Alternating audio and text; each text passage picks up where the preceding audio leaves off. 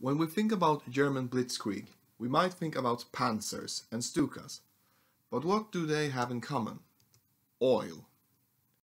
Because oil can be refined into fuel, and fuel makes that, well, that tanks and aircraft are actually working. For Nazi Germany, there were three options that they could get their hands on oil. One, import from America, but if they were to be at war with Britain and France, their main rivals in the West, this supply line will be cut off. So that wouldn't work. Two, import from the Soviet Union. However, Germany and the Soviet Union are not the best of friends, and especially Germany, who really hates communists. So that wouldn't work in the long run either. The third option is far more likely. Import from other European nations. That would work, because they doesn't have to trade overseas, and definitely not trade with the Soviet Union. And one such nation in particular is Romania. Hitler's Allies, Episode 4, Romania during World War II. In the beginning of the 1900s, Romania was a relatively new nation in southeastern Europe. Then World War I came around, and officially Romania was an ally to the German Empire. However, they had a few grudges with its western neighbor, the Austro-Hungarian Empire, particularly in this region, Transylvania.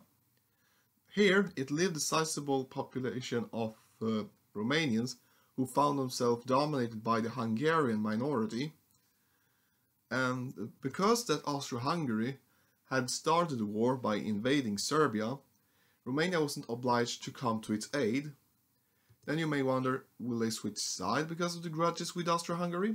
Spoilers, they will. I wonder who had inspired them. In 1918, Romania's borders are expanding rapidly. First, in March, Bessarabia, modern-day Moldova, joins Romania in a union when the Russian Empire fell apart. Then, on the 28th of November, Bukovina votes a union with Romania. And later, on the 1st of December, Transylvania joins Romania in a union. And the borders are determined in June 1920 in the Treaty of Trianon, and thereby Greater Romania is established. The Interwar Period. To begin with, politics. Because Romania was nominally a democracy, however, it was a two-party system where the National Liberal Party, PNL, and the National Peasants' Party. However, the PNL was often more dominant than the National Peasant Party, and also the NLP became more nationalistic and authoritarian, so despite being liberal. A notable example of this was during the Great Depression, where in the cities of Gravicia and Valajuli, I thought I got them right, there was a strike there from workers, and they were met by machine gun fire. And as a consequence, extreme far-right groups arose. Also, the monarchy is quite important, because Romania was governed by King Ferdinand I. However, he died in 1927, and the crown passed to his son, Prince Carol. However, he was in part of scandals, almost exclusively by his marriage, because he was marrying with non-royals. This is some examples. So the crown passed to Carol's son, Michael. However, he was 6 years old and thereby a minor, so a regency council was put up under this guy. However, Carol came back in 1930, because now the dominant party was the National Peasants' Party, and thereby they proclaimed Carol as the king. So this is the only time it had happened that the crown is passed where a father is succeeding his son. So Carol was now King Carol II. There was two reasons why he came back to Romania. First, he thought he could stabilize the country, because Romania's constitution makes the monarch quite powerful, and he detains the far right. He wanted to detain the far right. He had one particular enemy, and that enemy was the Iron Guard. Who were the Iron Guard? Well, they were a far-right paramilitary group with contrast to fascism. However, they had something called legionarism, and they were also ultra-religious, which creates a national feeling. In short, a Romanian person should be loyal to the religion, Romanian Orthodox, and thereby be loyal to the state. And their main enemies was the present politician and the Jews. However, here was the difference from the other far-right groups. They murder their opponents. In 1937 general election, the PNL got 36%, the Peasants Party got 20%, and the Iron Guard 15%. However, it created a deadlock in the parliament. So on December 28th, Carol appointed Octavian Goga, who was the leader of the National Christians Party, who only got 9% in the votes, and yes, because of the symbols, they are fascists. However, Carol appointed him as the new prime minister, because by choosing another fascist party will make that the Iron Guard will lose members. So this began the Goga cabinet, or regime, depends on how you will say it. They passed anti-Semitic laws, such as it made it harder for Jews to work, and they stripped citizenships from Romanian Jews, which was over 200,000 people. And also, these were not passed via the parliament, so it was a dictatorship. And also, the Jews in Romania started to boycott in Romania, and for some reason of the Goga cabinet's actions, the economy of the Romania came to a stop, and also the Western powers, France, Britain, and even the United States, was very critical to the Goga regime.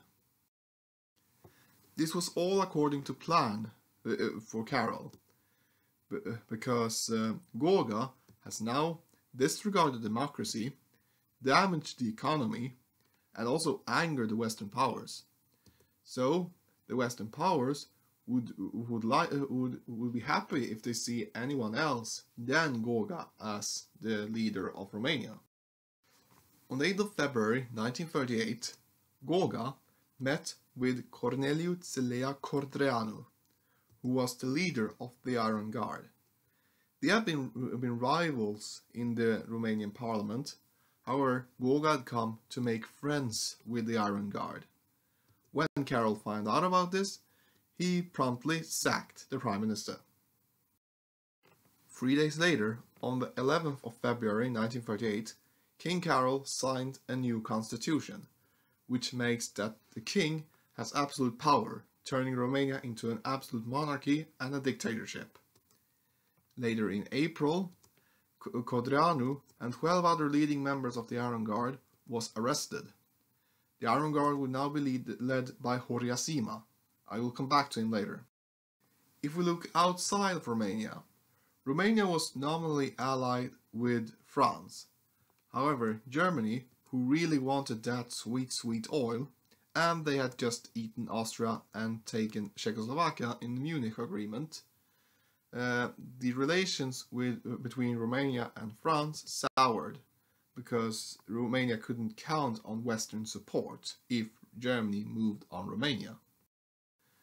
So, and also another important side note here, Romania was the largest oil producer in Europe after the Soviet Union, and most of it was refined, made into fuel, in the city of Ploiești.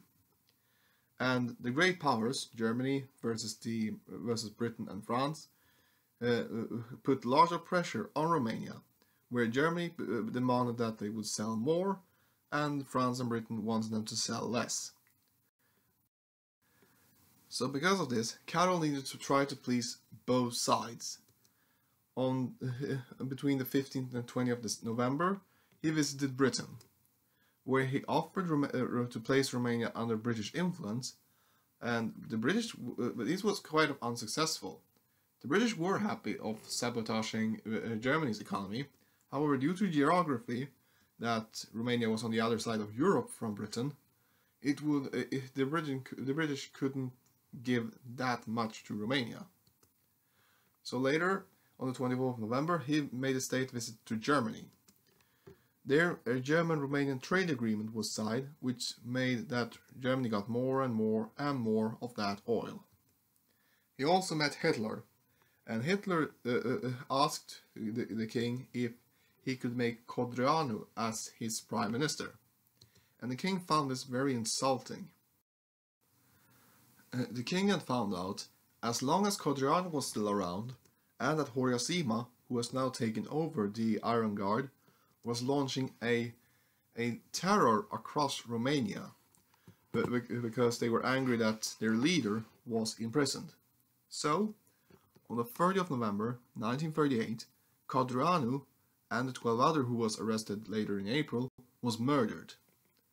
But the official reply was that they were trying to escape, and Horia was hunted down and forced into exile in Germany. In 1939, Karol set the new foreign policy for Romania. 1. They will strengthen the alliances with the Balkan Entente and Poland. 2nd, avoid armed conflict with Hungary and Bulgaria, who both had territories claimed in Romania. 3rd, encourage the British and French to get themselves involved in the Balkans. And 4th, don't anger Germany. So it will be neutral foreign policy. In the summer of 1939, that neutral foreign policy was put up to the test. Hungary, who were moving closer to Germany, and Italy, and Germany had even awarded some of its former lands back to Hungary while they took over Czechoslovakia. But Hungary had a bigger goal in mind on Romania, particularly over Transylvania yet again, because here it lived around 58% Romanian, 27% Hungarian, and 10% German. And Karol thought it could not be more worse than this. And on the 23rd of August, it became even worse, because the Molotov-Ribbentrop Pact was signed on this day, and in it was a secret protocol where they were going to divide Eastern Europe, and Romania was part of that division. And you may guess what happened 8 days later. World War II. So you know the drill by now. On the 1st of September 1939, Germany invades Poland. On the September 3rd, Britain and France declares war on Germany, and thereby World War II begins. And on 17th of September, the Soviet Union invades Poland. And before October even began, all of Poland was occupied. Romania had one significant role during the Polish campaign. Even though Romania and Poland was allies, Poland told Romania to stay neutral, because they had an escape route through a neutral country. Even Romania's rival, Hungary, also opened up its borders, and thanks to Hungary and Romania, over 43,000 Polish civilians and soldiers managed to escape to France, and the Poles will fight valiantly from abroad. So, in March of 1940, the situation in Europe looked like this, and 3 months later, it looked like this. And Italy had joined the war, and France was leaving it. On the 26th of June 1940, the first foreign threat came to Romania, not from Hungary or Germany, but from the Soviet Union. The Soviets demanded that Bessarabia and North Bukovina was to be given to the Soviet Union. Karol prepared that Romania was going to fight against the Russians. However, pressure from both Germany and Italy forced him not to resist, and 2 days later, Romania gave in to the Soviet demands. In the immediate consequence of this, Hungary now saw Romania as weak, and now also saw its chance to try to take Transylvania. So they invited in Romanian officials to negotiate over the matter, see if they could could return some of these territories, and they couldn't agree on anything. So a war seemed imminent between Hungary and Romania. But then Germany interfered, because Germany saw if Romania was at war, no more oil to Germany. So they demanded the situation to be mediated. So on the 30th of August 1940, the Second Vienna Award was signed between Germany, Italy, Hungary and Romania. The Italians and the Germans managed to reduce the Hungarian claims, so Hungary only receives the northern Transylvania, which is 43,400 square kilometers of land and roughly 2.3 million people. And also as an immediate consequence of this, around 100,000 Hungarians who still found themselves in Romanian territory moved across the border into what was now Hungary. And also between 40 to 50,000 Romanians who now found themselves as Hungarians now moved back into what was left of Romania. So in Romania, or at least what was left of it, massive demonstrations sprung up across the country condemning this catastrophe, and they all had one man to blame: Karol. So on the 5th of September 1940, Karol, under pressure from Germany, appointed out General Ion Antonescu as the new Prime Minister of Romania, and also that Karol was going to surrender his dictatorial powers to Antonescu. And literally on the next day, realizing how unpopular Karol had become amongst the Romanians, Antonescu forced Karol to abdicate. And Karol then abdicated the throne and moved to Switzerland, never to be seen again. The crown was now given back to Michael, who was now king over Romania again. Even though he was 18 years old, the monarchy had now become a constitutional, and the real power was now in the hands of Antonescu, who took his new title as Conducator, leader, similar to Führer. And he was not working alone. Horia Sima came back from his exile and became co-conducator. So this began the National Legionary State of Romania. And it began with land concessions. On the same day as Karol abdicated, Bulgaria had looked on how Romania was giving up territory willingly and without fighting. So on that day, Bulgaria demanded that southern Dobruja was to be given to Bulgaria. And Germany backed this claim, and Romania had yet again to yield. Then in October, a German military mission arrives in Romania on request of Antonescu. And on the 23rd of November 1940, Romania joins the Axis powers. Another YouTuber who is more professional in animation than I am, History Matters, explains in his video Why Did Romania Join the Axis quite well on why Romania joined the Axis. Despite having its territories ripped away from his country 3 times by German agreement, Antonescu needed to preserve Romanian independence. Neutrality was no guarantee, since Romania's oil reserves was too strategically important. How about siding with the Allies? Britain was a continent away, and to be frank, look how Poland had fared. And as for Stalin, well, let's just say that was a pretty firm no. And for those who are wondering, Isn't it hard of having two dictators who has the same power as the other? Will it not lead to a split? And it did lead to a split. Because you see, Antonescu and Sima, they are both anti-Semites and they rob from the Romanian Jews. However, it's more about method here. Antonescu wants the loot to benefit Romania as a state and as a whole, while the Iron Guard and with Sima are keeping it to themselves. And also, Antonescu wants this to be done by legal means, not simply terrorizing and stealing as the Iron Guard is doing, and above all, the Iron Guard is murdering Jews openly. Antonescu finds this very disgusting and deteriorating for Romania. In January 1941, Antonescu asks Sima to stop harassing the Jews openly. However, Sima refuses and accuses Antonescu to be a Jew, because Antonescu's ex-wife was a Jew. And also the Iron Guard is planning to overthrow the Romanian government and take control of Romania entirely under the Iron Guard. And they have support from Nazi Germany. But here's the thing, Antonescu is officially leading the Romanian government, and Antonescu is also controlling the Romanian army.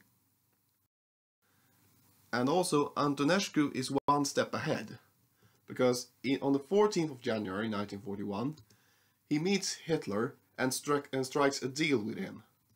Hitler promises that he will not support the Iron Guard, and in exchange, Antonescu will aid in any conflict against the USSR alongside Germany. So in late January, the Legionnaires' Rebellion began, and which was a victory for Antonescu. The casualties are that 30 army and police officers are dead and around 100 wounded, while the Iron Guard has suffered 200 to 800 killed and around 10,000 are imprisoned.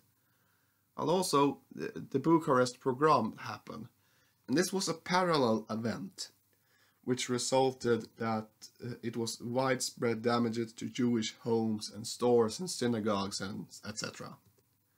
And around 120 Jews are killed. And Sima now goes into exile permanently. He will never return. And Antonescu is now ruling supreme. In June 1941, Antonescu is visiting Germany, and according to the Facts from World War II channel, Antonescu declares that he will fight alongside Germany during the invasion of Russia. Hitler accepts Romanian help, but in reality he didn't want them. And also, the reason why Antonescu is willing to go to war against the Soviet Union alongside Germany is because that he will make sure that Romania is a more valuable ally than Hungary. So the Germans will find the Romanians respect and hopefully make sure that Hungary must return the territories they took from Romania. On the 22nd of June 1941, it happened.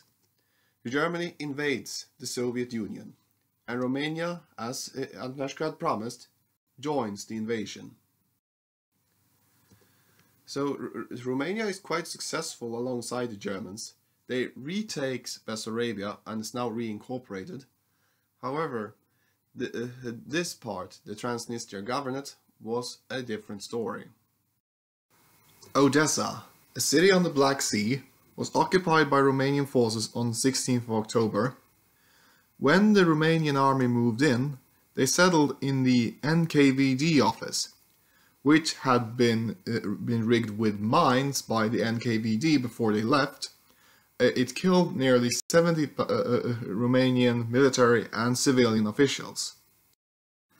And on the following day, and this is according to the United States Holocaust Memorial Museum, the Einsatzgruppen and the Romanian Gendarmerie took between 5,000 and 10,000 Jews and murdered them. This occurred during a lapse of 2 days in October, and this is the Odessa massacre. But it will not stop until 1942, and there are other notable atrocities happening within the Transnistria Governorate. And this is also, the Transnistria Governorate is ruled by the military, not by the Romanian government.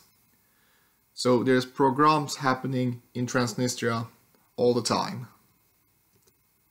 Around 35,000 will be deported, and over 26,000 are murdered. So back to the war. After the fall of Odessa, the Romanians fought alongside the Germans in further eastward, in Sevastopol, Kharkov, Rostov, and were heading down to the Caucasus. But they will meet their fate at the city of Volgograd, which was then named Stalingrad. Many of you know that the Battle of Stalingrad, it was here the Germans were defeated and the tide of war was turned.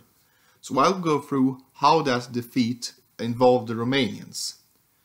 The Romanians weren't fighting inside Stalingrad. They were instead guarding the flanks of the German Sixth Army, fighting in the city to the north and to the south. And it was here the Soviets gathered up their arms, because they knew that, for example, the northern Romanian front had no guns against tanks, and the southern army group had low morale and demoralized in the winter. So, by the beginning of January, the Russians attacked, cutting off the German Sixth Army, who later surrendered in February 1943. However, there was one notable Romanian victory on the home front, because in 1943, the Allies, the Free French, British and Americans, had just invaded Italy, and they launched a plan to make air raids on Romania, because it was only there the Germans got their oil and thereby got their fuel. So they launched Operation Tidal Wave. The Allies, mainly the United States, against the Axis, Germans, Romanians and Bulgarians, because Bulgaria was in the way. The Americans launched around 170 bombers against around 52 fighters of the Axis, and some anti-aircraft guns. 55 American bombers were shot down, 35 claimed by Romanians, only around 90 returned, and mostly was badly damaged. So this was an Axis victory in this perspective, because they lost only 7 fighters. And the oil refineries was only lightly damaged. But even this victory, it couldn't change the opinion of the Romanians towards the war, because many Romanians, even those who have supported Antonescu and the war to reclaim Moldova and expand eastward and get Transylvania back from the Hungarians by winning Germany's favor and etc., they still had to pay a lot of money to the Romanian armies who were fighting against the Soviet Union, and also exporting lots of materials and equipment, wheat and above all oil to Germany. And Germany rarely paid these resources back to Romania. So the Romanian economy was heading for a stop. And the Allied bombings did it just even worse. So in August 1944, the Romanian situation looked like this. The Transnistria Governorate had now been overrun by the Soviets, and they were now fighting on Romanian soil in Moldova. Antonescu wanted to leave, but he didn't want to surrender to the Russians above all else. But an opposition was growing against Antonescu. Elements of the Romanian army, King Michael, the two largest party, PNL and PNT, and also the communists, were all preparing to launch a coup against Antonescu. On August 23rd, 1944, King Michael invited in Antonescu to his palace. There he asked Antonescu to sign an armistice with the Allies and end the war. Antonescu said that he wouldn't do it. So the king called his guards and had Antonescu arrested. Later that day, after assurances from the Allied powers and the Soviet Union, King Michael proclaimed that he had signed an armistice and he was now joining the Allies to expel the Germans from Romania. Fighting between Romanians and Germans happened immediately at the front lines, and even in Bucharest, where the Germans desperately tried to stop the coup. Between August to September 1944, most of the Germans was cleared out of Romania. So the Romanians will fight the Germans up to the end of the war, and around half a million military and civilians had died in the war. The aftermath. Even though Romania had fought alongside the Allies at the end of the war, they had fought most of the war on the side of the Axis. So in the Paris Peace Conference, Romania has to return all territory it had annexed, mainly Bessarabia and North Bukovina, back to the Soviet Union, and have to pay $300 million to the Soviet Union in reparations. The Treaty of Craiova, as I said in the Bulgarian episode, it states that southern Dobruja, which was ceded to Bulgaria, will remain in Bulgaria. However, the Second Vienna Award is declared null and void, and thereby is reversed, and northern Transylvania is returned to Romania. So this gives the modern borders of Romania. The conductor's fate, Ion Antonescu, was put on trial and was found guilty of war crimes, crimes against peace, and treason, and executed shortly after it. For King Michael, even if he had saved Romania from the clutches of the Germans at the end of the war, he couldn't withstand the pressure by the Romanian Communist Party, who was now heavily backed by the Soviet Union. And the communists threatened King Michael at gunpoint to abdicate the throne, and the king did, and the monarchy was abolished at the same time. Romania will remain a socialist republic and the puppet state of the Soviet Union until the end of the Cold War in 1990. I will give a happy ending for King Michael, because he lived a long and happy life. In 1990, after the fall of communism, he tried to enter Romania, but was turned back at the border checkpoint at the airport. In 1992, he had limited success and was allowed to visit Romania for a week to visit his family sites and so on. But in 1997, his citizenship was restored and was pretty popular amongst Romanians, and lived a happy life up to 2017. So let's summarize this. Why did Romania join the Axis? For mostly, they have aggressive neighbors. We have Hungary, which wants to have territory from Romania, and then we have the Soviet Union, and we also have the Germans, who wants Romania for economic reasons. So they need protection. Well, communism is not an option for Romania's leaders at the time, so they could have just easily joined the Allies, but because that Germany was so successful in the beginning of the war, they were more or less had no options than to join the Axis and Germany. And they also had this to align with the stronger side, because when earlier in history, they have the Romanians back then had the tendency of joining the stronger side in any war. Look it up; it's true. But in World War II, they first fought with Germany because they was seen as unstoppable. But when the tide was turning, they said, no, we will not fight for the Germans anymore, and join the Soviets and the Allies instead. How was it in the Axis?